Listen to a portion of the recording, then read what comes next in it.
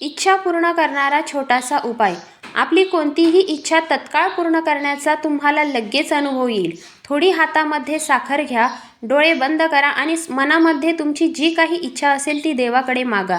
ती इच्छा 3 वेळा स्पष्टपणे मनातल्या मनामध्ये बोला. त्यानंतर 11 वेळा खालील मंत्रांचा जप करा. ओम इच्छापूर्ते नमः. त्यानंतर ती साखर मुंग्यांना खायला घाला. हा उपाय 1 आठवडा करून पहा. आपल्या कुठल्याही कामात अडथळे दूर होतो.